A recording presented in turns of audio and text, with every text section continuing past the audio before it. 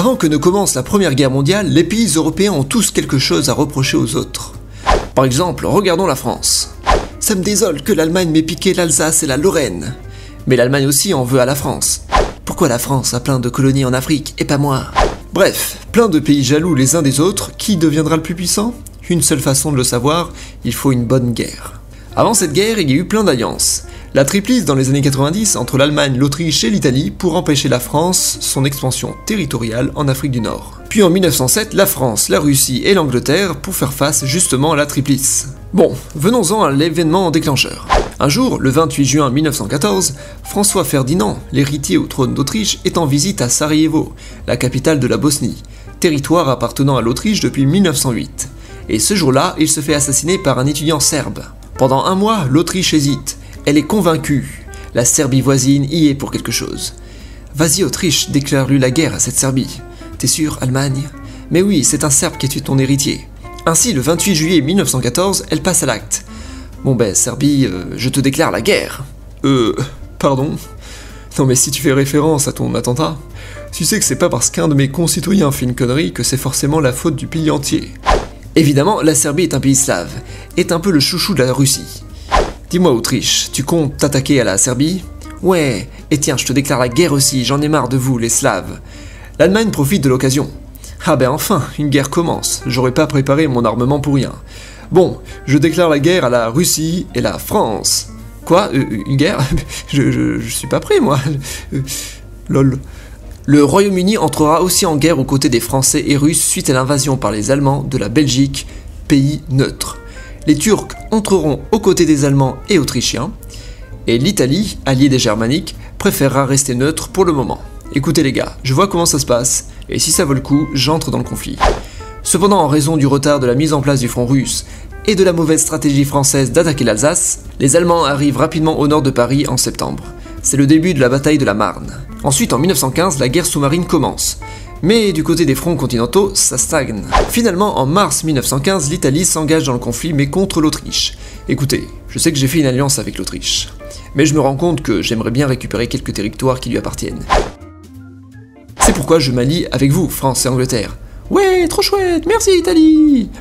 Un nouveau front apparaît donc entre l'Italie et l'Autriche, mais aussi dans le Caucase entre la Russie et la Turquie. Et puis il y a les fronts dans les colonies, comme entre l'Égypte britannique et la Turquie, ou encore en Nouvelle-Guinée, partagée entre les Britanniques et les Allemands. La Bulgarie entre en guerre elle aussi contre la Serbie. Une des grandes stratégies de cette guerre sera celle de mettre en avant les peuples opprimés.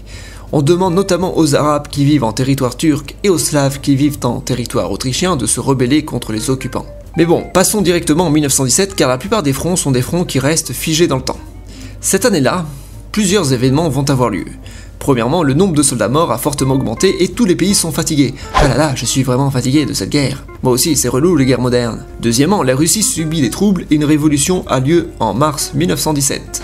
Fatigué de perdre des soldats, l'Allemagne préfère attaquer les navires dans l'Atlantique afin d'être sûr que les Alliés ne soient pas ravitaillés. Ce qui à son tour a pour conséquence le fait que les Américains entrent en guerre. Ouais, l'Allemagne n'arrête pas de faire couler nos bateaux.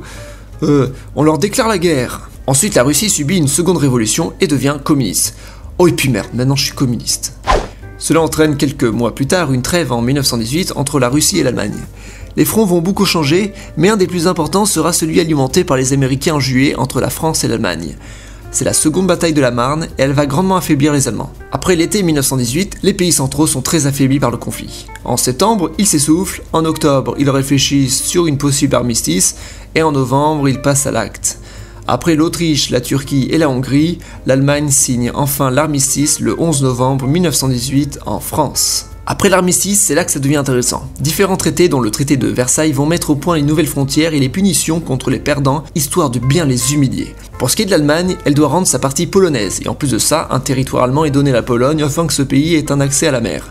De l'autre côté, l'Alsace-Lorraine redevient française et quelques communes allemandes sont offertes à la Belgique en dédommagement. Pour ce qui est hors Europe, l'Allemagne doit entièrement renoncer à son empire colonial, le Cameroun est partagé entre la France et l'Angleterre, le Rwanda et le Burundi est donné au Congo belge, le sud-ouest africain est donné à l'Afrique du Sud, la Nouvelle-Guinée allemande à l'Australie, quelques îles dans le Pacifique sont données au Japon, etc., etc. Une des clauses les plus importantes et qui va concerner surtout l'Autriche-Hongrie et l'Empire ottoman, et le droit des peuples à disposer d'eux-mêmes. Ainsi, tous les Slaves qui vivaient en Autriche-Hongrie pourront devenir indépendants et devenir des pays à part. Deux nouveaux pays voient le jour, Yougoslavie au sud et Tchécoslovaquie au nord. L'Autriche et la Hongrie sont séparés. Ces deux pays deviennent ridiculement petits. Du coup, maintenant que je suis un pays ridiculement petit, est-ce que je peux fusionner avec l'Allemagne? Parce que je veux dire, on est le même peuple, quoi. Non, faut rester séparés. D'autres pays deviennent indépendants, les pays baltes et la Finlande en dépit de la Russie, et bien sûr la Pologne qui était jusqu'alors partagée en trois. L'Empire ottoman, qui devient la République de Turquie, perd toutes ses colonies arabes au nom du droit des peuples à disposer d'eux-mêmes. Ouais, nous les Arabes sommes enfin indépendants! On va pouvoir créer un pays rien que pour nous! Oula, non, faut pas déconner non plus. On veut bien que les Slaves aient leur indépendance, mais vous les Arabes, enfin voilà. Allez, maintenant vos territoires nous appartiennent.